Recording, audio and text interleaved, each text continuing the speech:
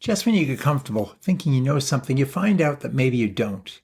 In a series of videos late last year, I addressed the issue of exploding data center electricity demand and the enormous number of applications utilities had received in recent months.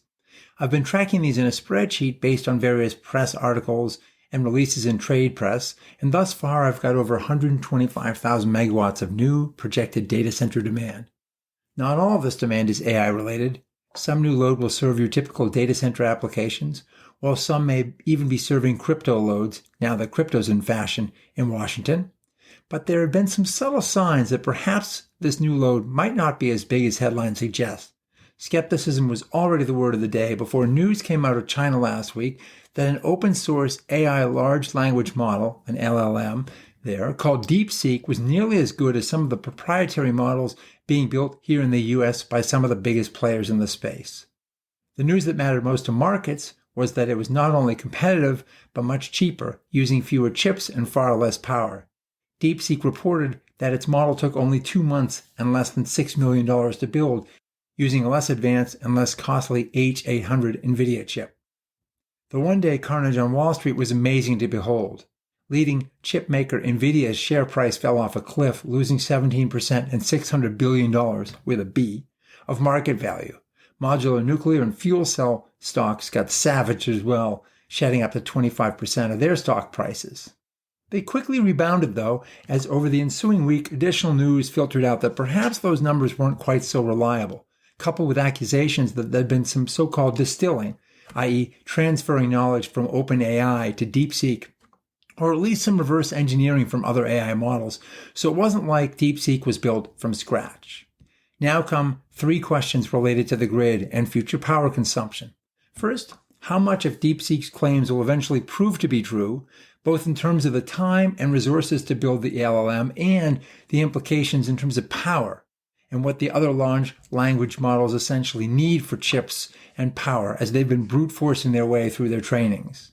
Second, is the model really that good? And third, if one can really build AI capabilities more cheaply, does that in fact lead to Jeevan's paradox? I.e., the less expensive the computational capacity is, the more of it we'll use. As far as the first claim, that remains to be verified. However, if it's remotely true, it could dramatically change how much that current energy-intensive, brute force, huge chip approach is applied to LLM model development in the future. That would bring down energy consumption figures way down, though nobody knows by quite how much. This is still all too new. The second claim also may not stand up to further scrutiny. As noted, some anecdotal evidence I've seen and others have seen suggests that DeepSeek is not really that good at answering some simple questions, and OpenAI has made some claims that need to be verified. But what is true, the model's pretty good. A New York Times tech reporter that spent half of the Monday a week ago playing with the tech came away impressed, noting that it compared well with OpenAI's ChatGPT and Anthropic's Claude. It solved some complex math, physics, and reasoning problems at twice the speed of chat, and its responses to computer programming questions were, quote, as in-depth and speedy as its competitors. It wasn't quite so good at composing poetry, planning vacations, or coming up with recipes, but so what? If it's almost as good at a fraction of the price, well, so there it looks like there's a there. The next question then comes down to use, or so-called inference. DeepSeek is free, and it was the most frequently loaded app 2 weeks ago. As defined by Perplexity AI, quote, inference involves using the patterns and relationships learned during training to solve real-world tasks without further learning. For instance, a self-driving car recognizing a stop sign on an unfamiliar road is an example of inference, unquote.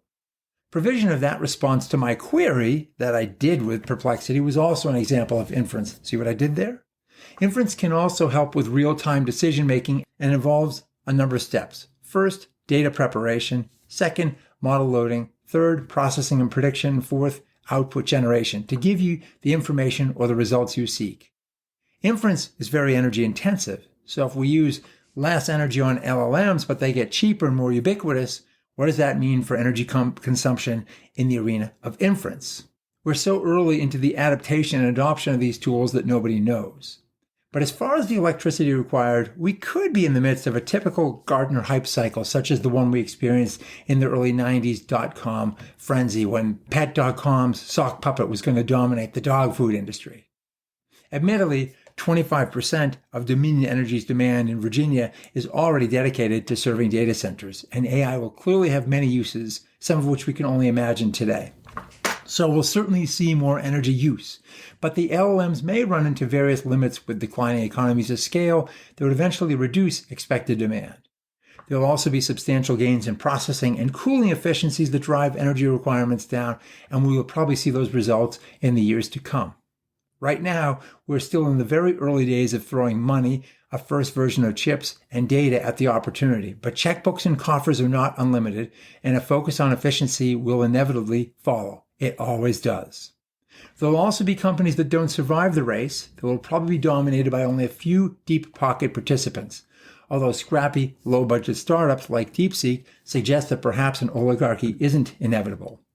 But if this does go the same way the search engine race did, we'll be left with only a small number of well-resourced players, and this LLM quest may yield similar results with most companies failing or being consolidated. And if you don't believe me, you can go ask Jeeves. There's also a big issue related to these headline demand numbers. The data companies may be filing many more applications with utility for supply than they intend to actually develop because of the way the process for interconnection with utilities actually works. Only a small number of utilities actually have rigorous procedures for evaluating the applications to ensure they're likely to get to physical service. The best ones, like seasoned veteran Dominion Energy, require proof of control of land, a financial commitment from the data company to support required engineering studies, and signature of a construction letter of authorization obligating the obligant to pay for all project-related expenditures, regardless of whether the project breaks ground. Only then does an electric service agreement, an ESA, get signed that makes its way into the forecast. A review of various forecasts in other parts of the country demonstrate that this same level of rigor is not routinely applied. Thus, it's quite likely that data companies are submitting multiple interconnection requests and utilities are over-reporting the capacity numbers. Many data companies are likely doing what you and I would do if we needed lots of juice as fast as possible. We'd logically submit multiple applications to numerous utilities with the hopes that at least some of those would get to yes. It's not possible to gain insight into exactly what's happening at any point in time, since the industry's competitive remains a high degree of confidentiality, but it's very likely there are numerous placeholder phantom requests. The analog on the bulk power supply side of the industry may be instructive, where over 10,000 generation projects wait in transmission interconnection queues, and if recent history is a guide, fewer than 20% of those endeavors will actually get built. If utilities further tighten up their load interconnection requirements and implement more rigorous procedures that require higher upfront financial commitments, we may get a better sense as to how many real applications are out there. It's clear that AI has real value to society, and we are now beginning to see some use cases emerge. It's also clear we're in the very early days, with rapidly evolving technologies and business models and many unanswered questions. However, getting past the current hype cycle will take some time. We won't know the full implications until we start to see some projects proceed while others are canceled. And if you don't believe me, ask Perplexity AI. It tells me, quote, several factors suggest that only a fraction of the proposed projects will likely be completed. Unquote. Amen to that. Thanks for watching, and we'll see you again, hopefully, next week.